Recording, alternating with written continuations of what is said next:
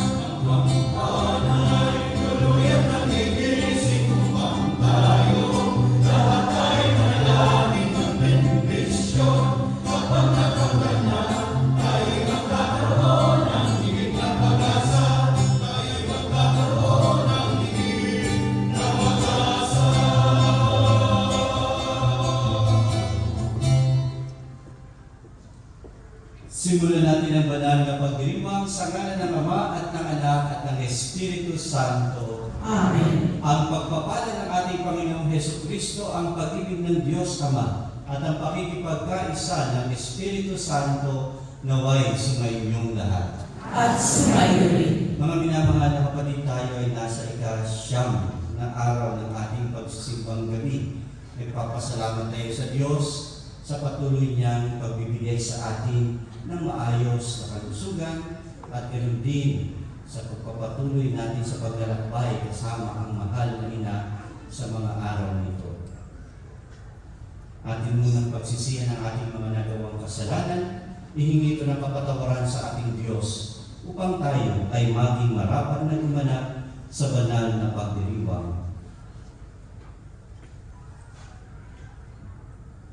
Inaamin ko sa makapangyarihang Diyos at sa inyo mga kapatid na lubha akong nagkasala sa isip, sa salita at sa gawa at sa aking pagkukulang.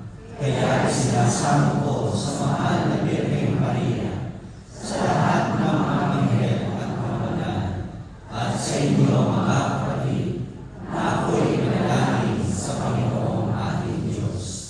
Kaawaan tayo ng makapangyarihan Diyos, patawarin tayo sa ating mga kasalanan at patnubayan tayo sa buhay na walang hanggan. Amen.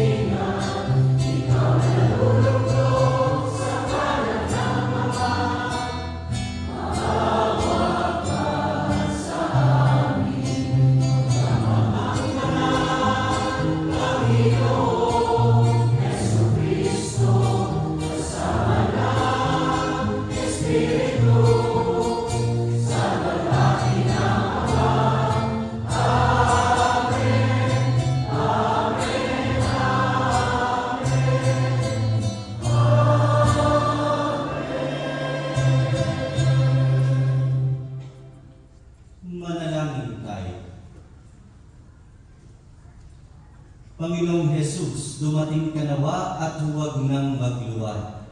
Sa mga nagtitiwala sa iyong pag-ibig na matapat, makapagbigay galak nawa ang iyong pagparito kasama ng Ama at ng Espiritu Santo magpa sa walang hanggan. Amen. Magsiupo na po ang lahat at makinig sa pagpapahayag ng salita ng Diyos.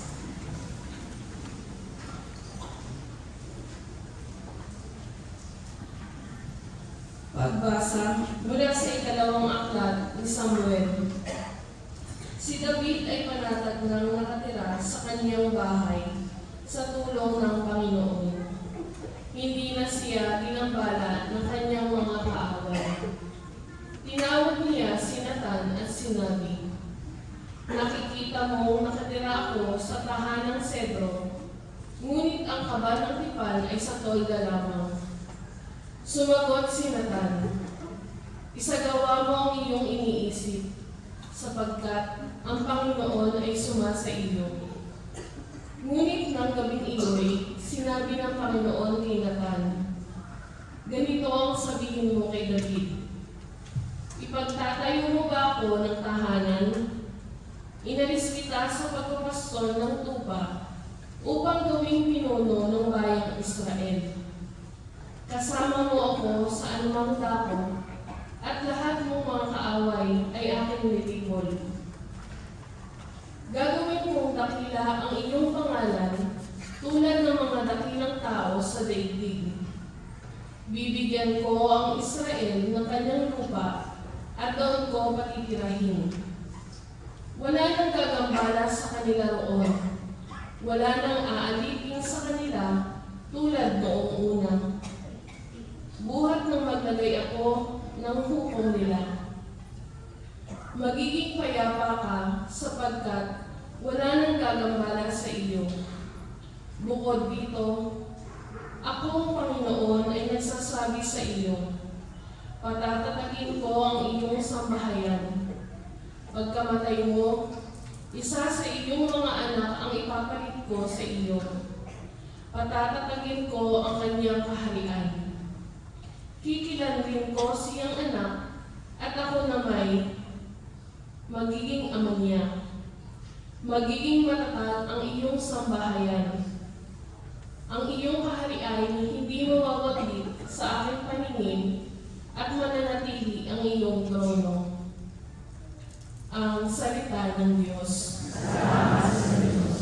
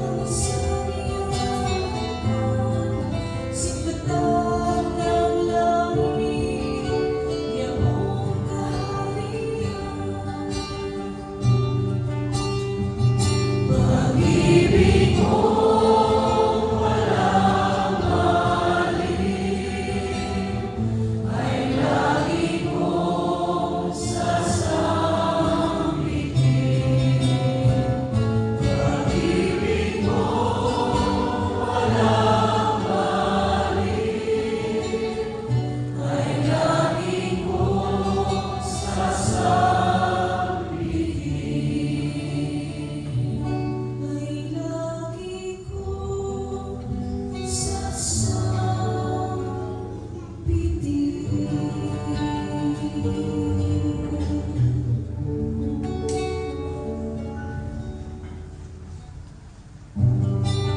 na po ang lahat.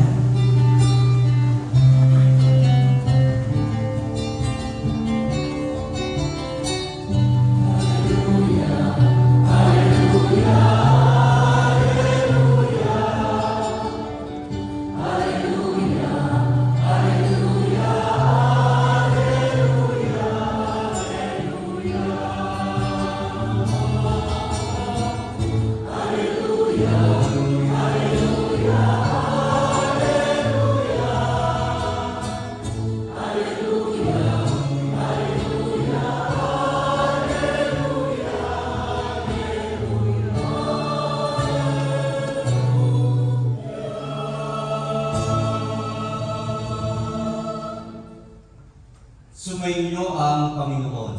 At sumayo rin. Ang pagpapahayag ng mabuting balita ng Panginoon ayon kay San Lucas. Papuri sa iyo, Panginoon.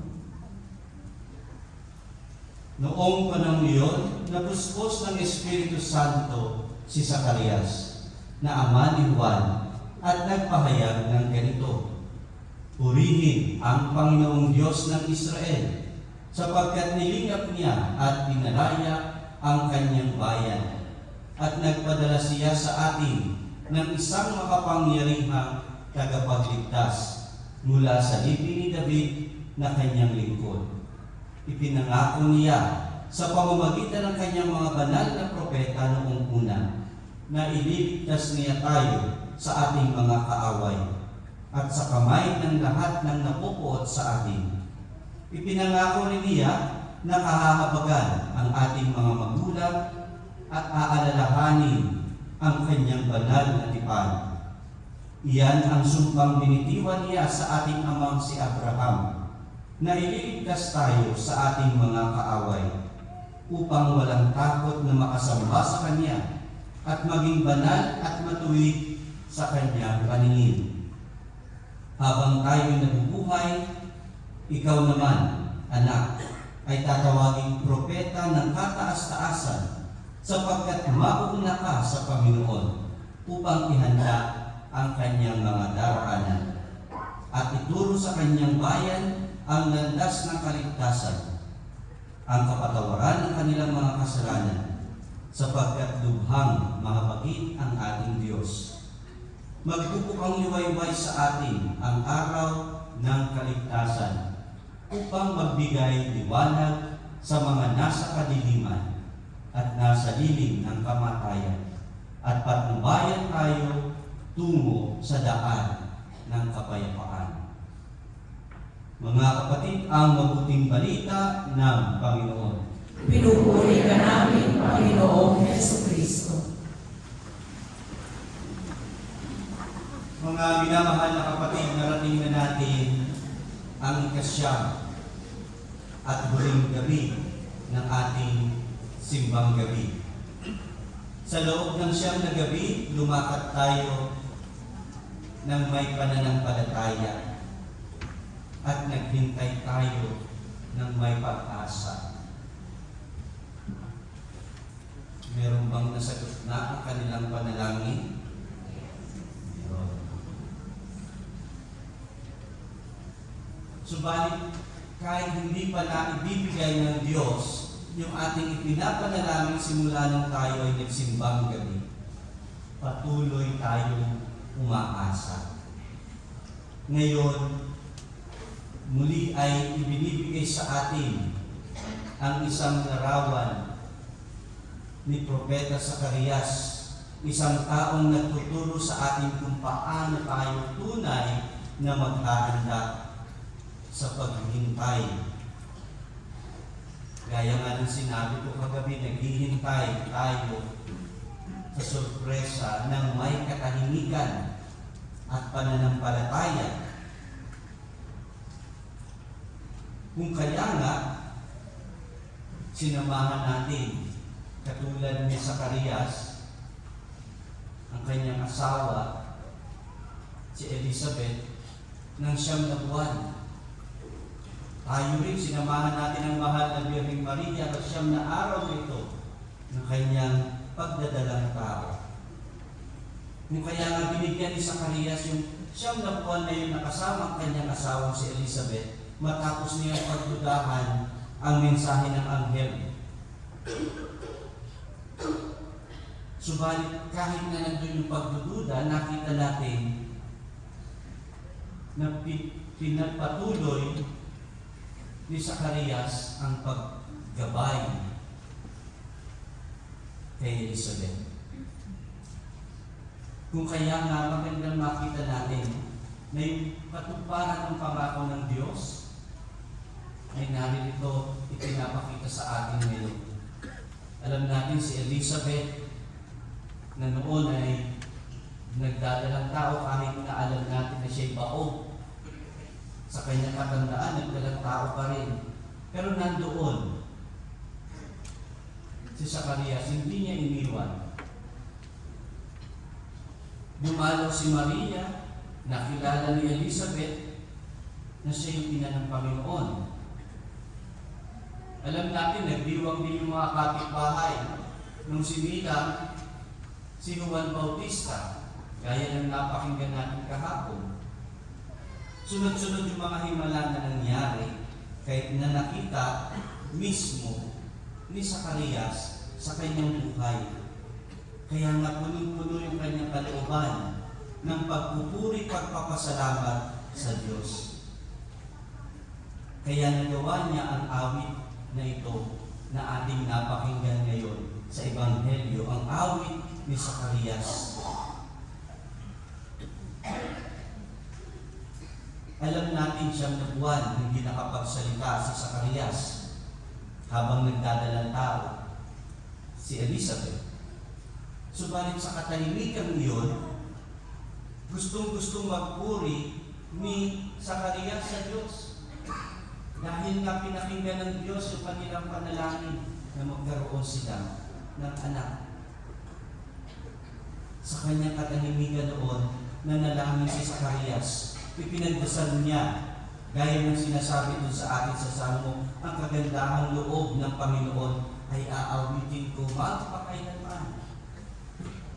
Marahil kapag binibigkas natin ang mga salita nito, minsan ay mabilis na nawawala sa ating isip na yung kagandahang loob ng Panginoon ay lagi natin aawitin, papupurihan, pasasalamatan. Ngayon, marahil yung iba sa ating bansa, kabalang-abala na. No? Busy na ang mga mall, busy na ang mga supermarket. Busy na rin ba kayo sa paghahanda? Hindi masyado, dito hindi natin masyado.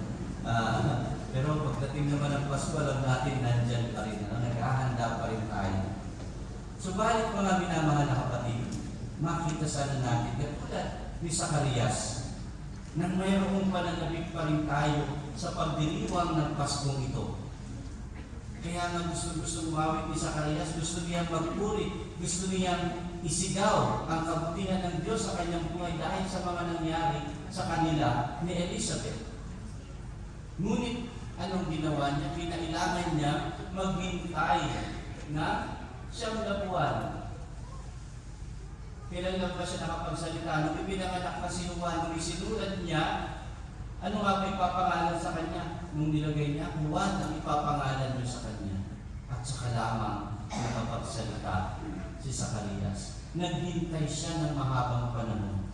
At nang sa wakas, nang isilang si Juan, pagkalipas ng 8 araw mula sa kapanganakan ng bata, nang isulat ni Zacarias ang pangalan nito, napalaya ang kanyang dila. Nakapagsalita siya at napuspos siya ng Espiritu Santo at ang kanyang unang mga salita ay hindi pagpapaliwanag, hindi tungkol sa mga reklamo, hindi tungkol sa pagtatanggol sa kanyang sarili, kundi tungkol sa pagpupuri sa Diyos. Purihin ang Panginoon.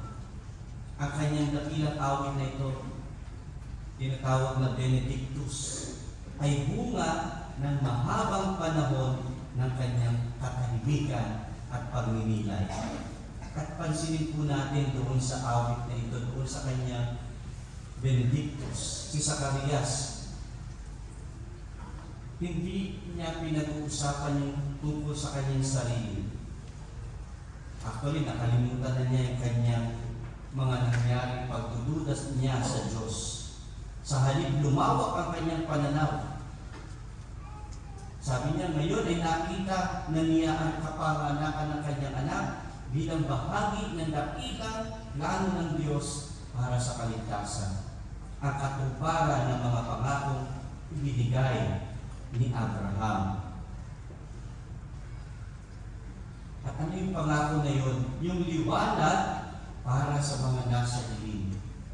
Kaya nga ipinahayag ni Zacarias na ang Diyos ay dumating upang magliwanag. Magliwanag para doon sa mga nandidiliman. Para doon sa mga nasa anino ng kamatayan. At ito yung mensahe ngayon ng darating na Pasko. Dumarating ang Diyos hindi dahil handa tayo, kundi dahil tayo'y naliligaw. Hindi dahil tayo'y malakas, kundi dahil natatakot tayo, dahil mahina tayo. Ang lahat ng ito ay nagmumula sa tinatawag ni Zacarias na makabagin ang pagmamahal ng Diyos. Kaya nga mga kapatid, maaaring hindi natin nararamdaman ang kagalakan na nararamdaman ni Zacarias. Dahil kakaiba yung kanyang kagalakan nang siya'y makapagsalita. Pinuspos siya ng Espiritu Santo. Pinagnilayan niyang mabuti ang lahat ng nangyari sa kanyang buhay. Kaya nga tulad natin na tayo naghihintay sa loob ng 9 na araw, 9 na gabi na naririto, may kagalakan ba tayo ngayon sa ating pagdiriwang ng darating na Pasko? Sabi nga, magbubukang liwayway mula sa kay taasan at sisikat sa atin ang liwanag. Ang ating kagalakan, mga kapatid, sana ay hindi nakabatay doon sa ating nararamdaman, sa ating damdamin. Sapagkat ang ating kagalakan sa mga araw na ito na darating ay nawa nakaugat sa katapatan ng Diyos. Sapagkat siya'y dumating upang palayain tayo sa takot, upang iligtas tayo mula sa ating pagkakasala, upang ituro sa atin ang landas ng tunay na kapayapaan ng kalooban. Kaya nga, ano nga ba yung ibig sabihin ng buwan? Ang Panginoon ay mapagpala. Ano bang mga buwan ang pangalan dito? No? Napakaswerte. Sapagkat sabi nga dito, ang Panginoon ay mapagpala. Inihanda niya ang daan para kay Jesus sa Emmanuel, na ang ibig sabihin naman ay Diyos kasama natin o kasama natin ang Diyos. Kaya sa huling araw na ito ng simbang gabi, mga kapatid, naway marinig natin sa ating mga puso ang mga salitang matagal nang hinihintay ni Zacarias na ipahayag. Purihin ang Panginoon. Purihin ang Panginoon sa kanyang awa. Purihin ang Panginoon sa kanyang katapatan. Purihin ang Panginoon na dumating upang iligtas ang kanyang bayan.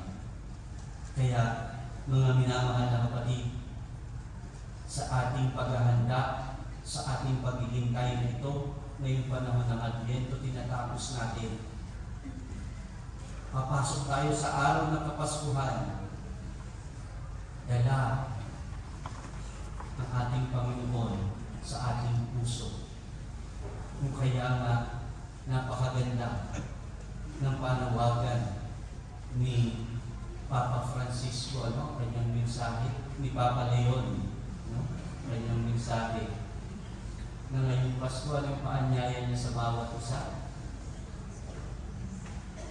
Humanap man lang tayo ng isang tao na mabibigyan natin ng pagpapatawad. Kung meron namang kagalit, meron pa rin yung walang nakagalit, nakaaway. Meron tayong lahat na mga nakakasamaan ng loob. Sabi niya, nabasa ko, naanyayahan na tayo ngayong Pasko. Kahit sa man lamang mapatawad natin sa ating kalooban. Kaya nga, isang malaking hamon para sa atin upang magdiwang sa mga araw na ito ng Kapaskuhan. Na sana, katulad nila sa Kaliyas, na ihanda natin ang ating puso sa pagsilang ni Kristo. Amen. Magsitayo na po ang lahat. Mga kapatid, nalalapit na ang pagdating ng ating manlubos. Dumulog tayo ngayon sa ating Ama upang patuloy niyang liwanagan ang ating puso at diwa sa pamamagitan ng kanyang anak, ang Emmanuel. Ngayong huling araw ng ating paghahanda, ating idalangin, Amang mapagmahal, liwanagan mo ang aming puso. Amang mapagmahal, liwanagan mo ang aming puso. Diyos namin mapagmahal, masalamin nawa namin iyong simbahan, ang liwanag ng iyong kabutihan, katotohanan at pag-ibig. Manalangin tayo.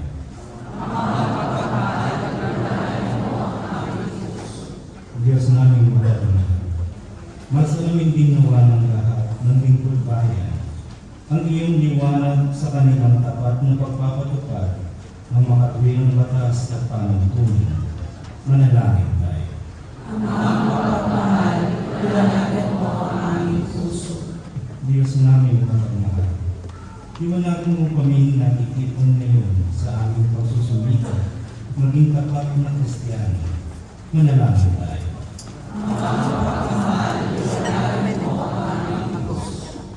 Diyos namin mapagmahal, liwanagan mo silang mga tinawag mo na sa kamatayan at pahinglain sila sa iyong piling. Manalangin tayo.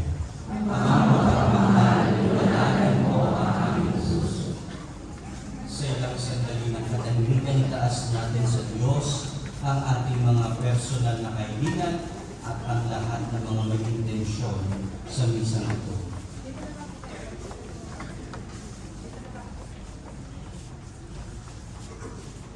Mapagmahal naming Diyos, halina't liwanagan kaming namumuhay sa kadiliman at anino ng kamatayan.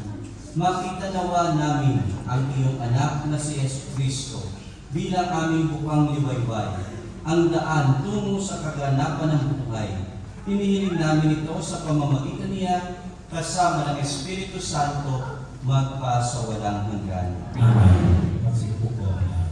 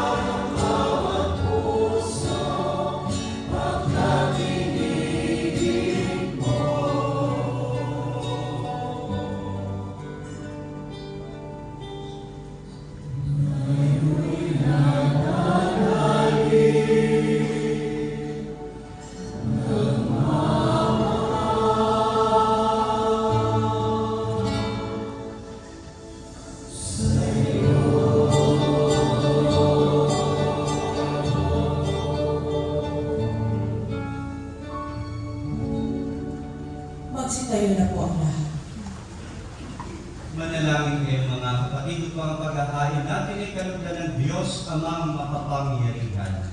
Tanggapin nawa ng Panginoon itong paghahain sa iyong mga kamay, sa kapurihan niya at karangalan, sa ating kapakinabangan at sa buong sambayan ng iyang banal. Ama naming lumikha, ang mga alay namin ay iyong tanggapin upang ang paghahain sa ikapagpapatawad ng mga kasalanan ay mapakinabangan namin pagdapatin nawa nito na aming panabikan ang pagdating ng iyong anak ng may dalisay na kalooban sa pamamagitan niya kasama ng Espiritu Santo magpasawalang hanggan. Amen. Sumainyo ang Panginoon. At sigayo rin, Taas sa Diyos ang inyong puso at diwa. itinaas na namin sa Panginoon. Masalamatan natin ang Panginoong ating Diyos. Marapat na siya ay pasalamatan. Ama naming makapangyarihan, tunay ngang marapat na ikaw ay aming pasalamatan sa pamamagitan ni Jesucristo na aming Panginoon. Ang pagsusugo mo sa Kanya ay ipinahayag ng lahat ng mga propeta. Ang pagsilang niya ay pinanabikan ng mahal na Birheng Maria, kanyang inang tunay, sa kapangyarihan ng Espiritong Banal. Ang pagdating niya ay inilahad ni San Juan Bautista sa kanyang pagbibinyag. Ngayon pinaghahandaan namin ang maligayang araw ng kanyang pagsilang. Kami nananabik at nananalangin lubos na makaharap sa kanyang kadakilaan. Kaya kaysa ng mga anghel na nagsisiawit ng papuri sa iyo ng walang humpay sa kalangitan, kami nagbubunyi sa iyong kadakilaan.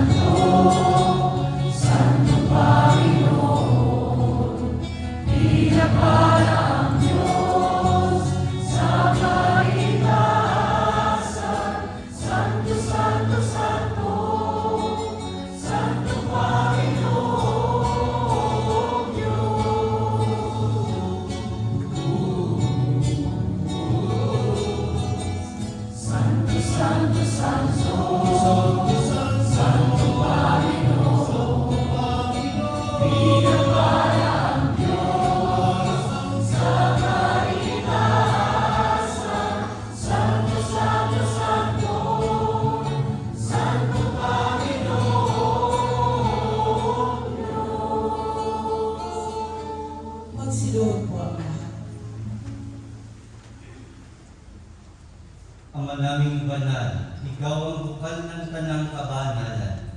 Kaya't sa pamamagitan ng iyong Espiritu gawin mong banal ang kaloob na ito upang para sa aming maging katawan at dugo ng aming Panginoong Hesukristo. Bago niya pinagtiis ang kusang loob na maging handog, hinawakan niya ang tinapay. Pinasalamatan kaniya. Pinaghati-hati niya iyon, iniabot sa kanyang mga alagad at sinabi, tanggapin ninyong lahat ito at kanin. Ito ang aking katawan na ihahandog para sa inyo.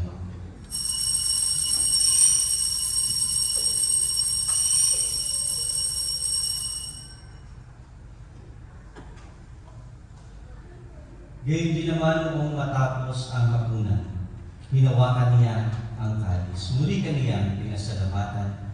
Iniabot niya ang kalis sa kanyang mga alagad at sinabi, tanggapin ninyong lahat ito at inumin.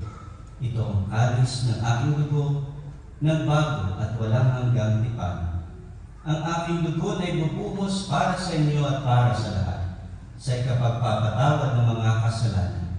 Gawin ninyo ito sa pag-alaala sa akin.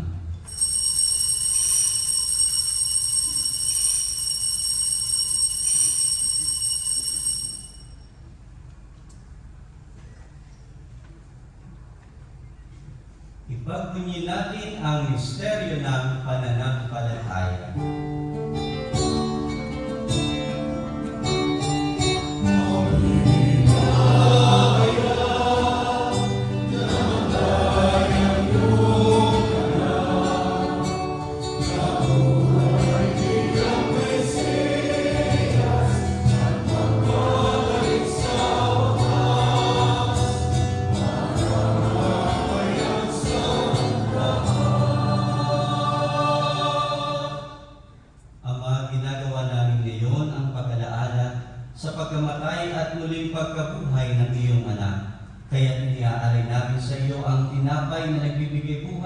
at ang kalis na nagkakaloob ng kaligtasan.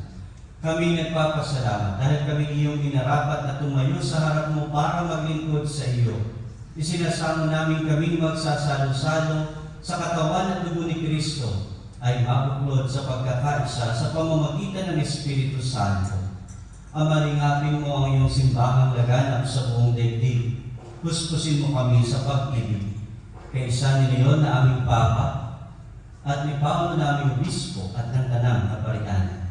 Alalahanin mo rin ang mga kapatid naming nahimlay nang may pag-asang sila'y muling mabubuhay, gayon din ang lahat ng mga pumanaw. Kaawaan mo sila at patuloyin sa iyong kaliwanagan. Kaawaan mo at pagindapating kaming lahat na makasalo sa iyong buhay na walang wakas, kaisa ng mahal na Birheng Maria, na ina ng Diyos at ni San Jose na kanyang esposo. Kaisa ng mga apostol at ng lahat ng mga banal na namuhay dito sa daigdig ng kalugod-lugod sa iyo, maipagdiwang nawa namin ang pagpupuri sa ikararangal mo sa pamamagitan ng iyong anak na aming Panginoong Hesukristo. Sa pamamagitan ni Kristo, kasama niya at sa Kanya, ang lahat ng parangal at papuri ay sa iyo, Diyos Ama, makapangyarihan, kasama ng Espiritu Santo, magpasawalang hanggan.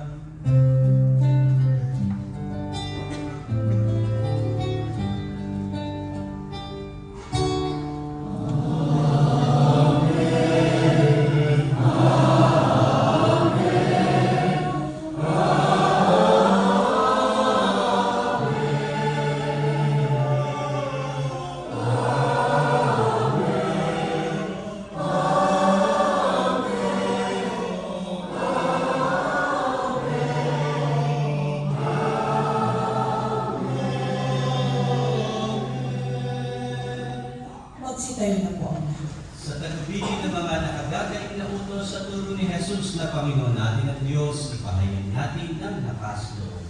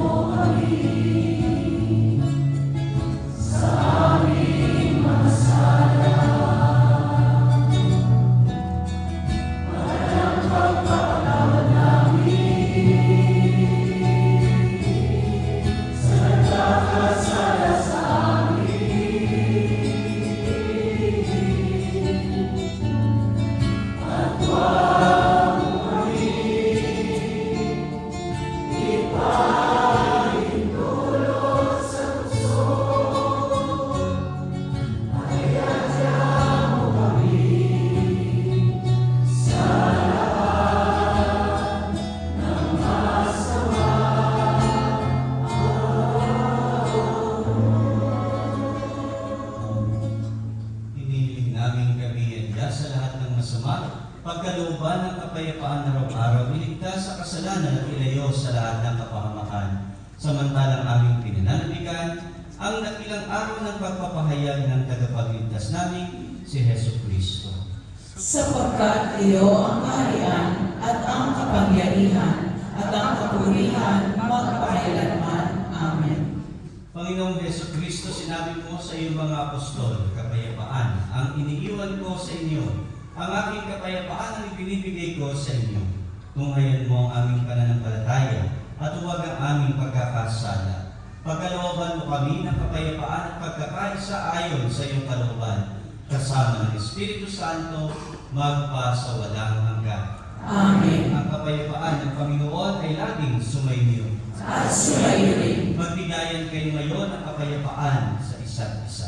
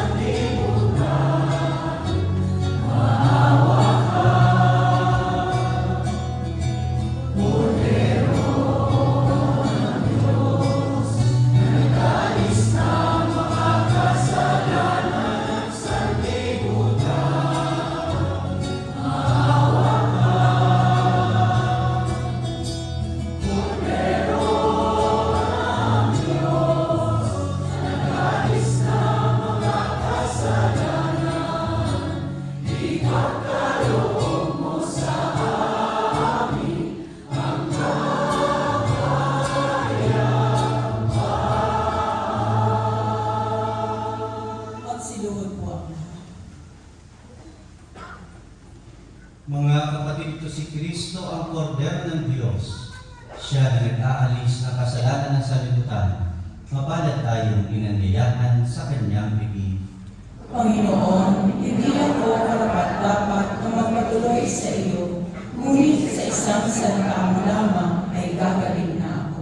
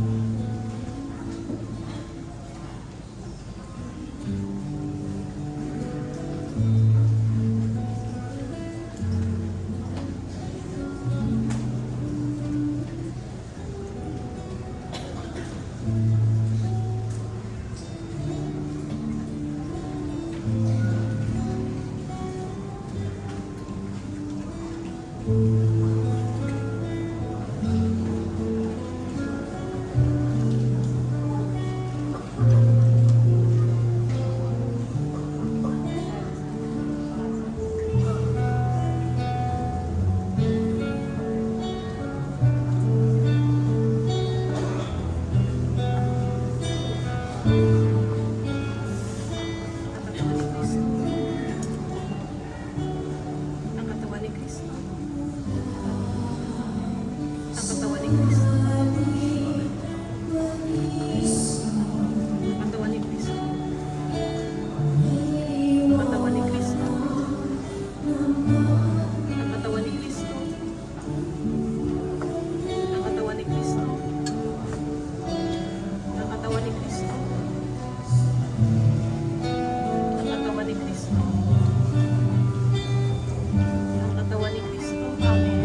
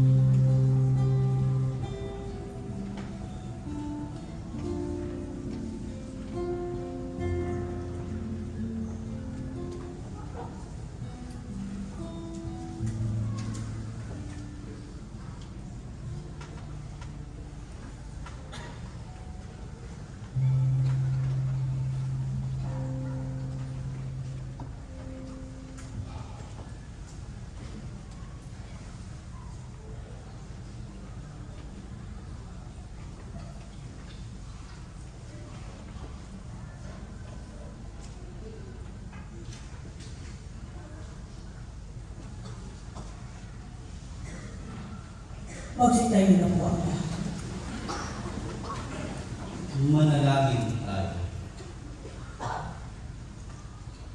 Ama namin mapagmahal, ngayong aming pinagsaluhan ang iyong piging na banal, amin nawang pakinabangan ang walang kupas na bigay ng walang maliw na pagsikang ng anak mong aming ipinagdiriwang. Sa pamamagitan niya, kasama ng Espiritu Santo, magpasawalang hanggan. Amen. Magsipuno na po ang lahat.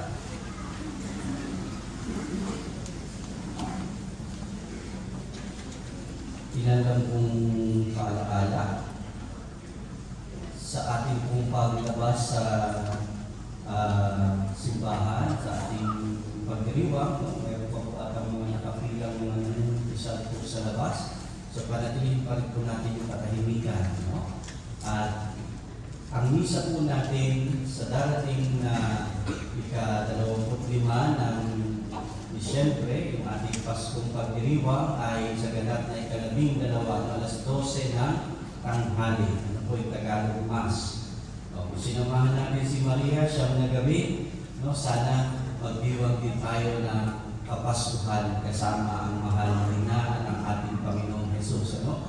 Magsisimba rin po tayo. Bukas po, ang simula po ng mga misa ng para pang midnight mass ay ang Vigil Mass ay 5:30 p.m. po. No? Ako po yung misa 5:30 and then may 7 p.m. Mass. English din po yun.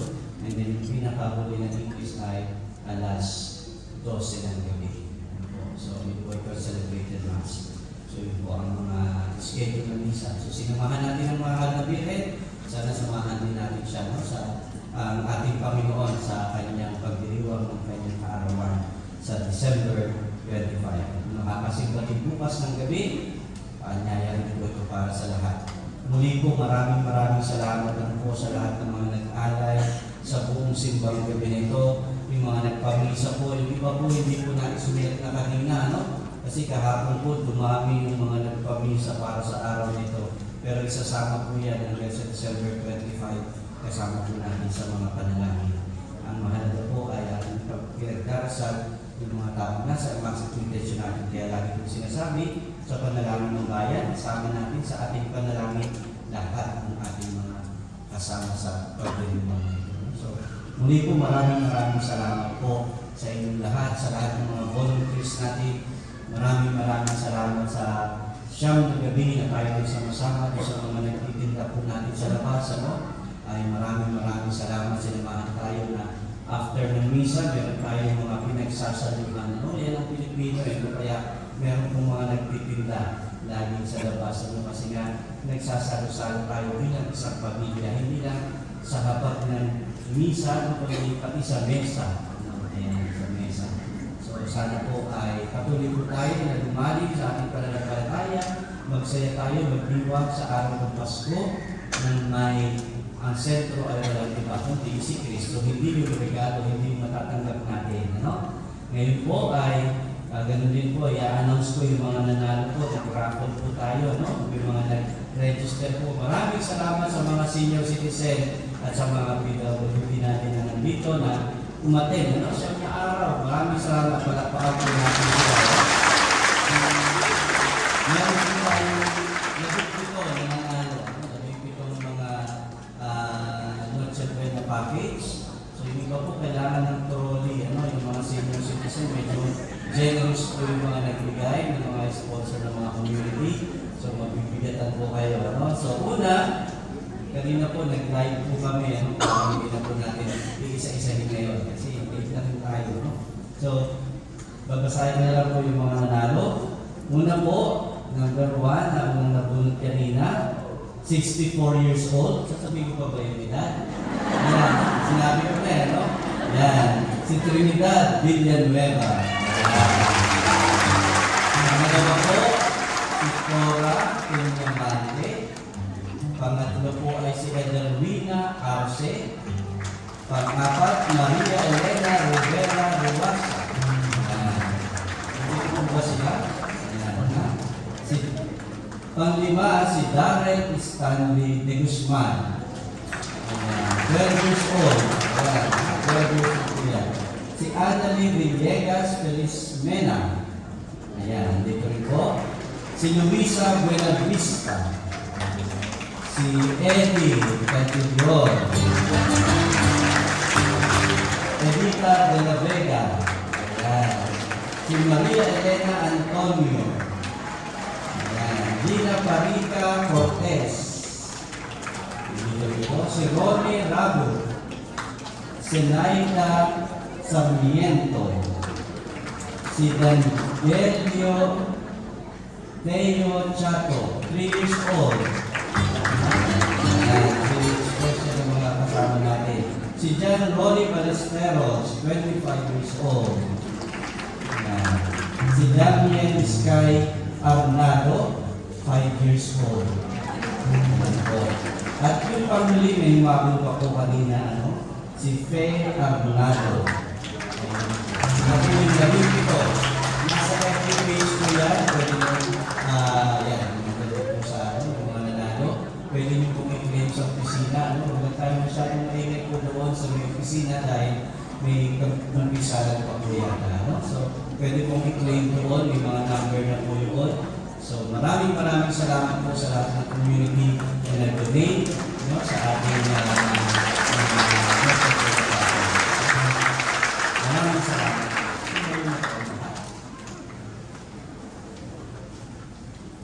Sumayin niyo ang Panginoon At sumayo rin.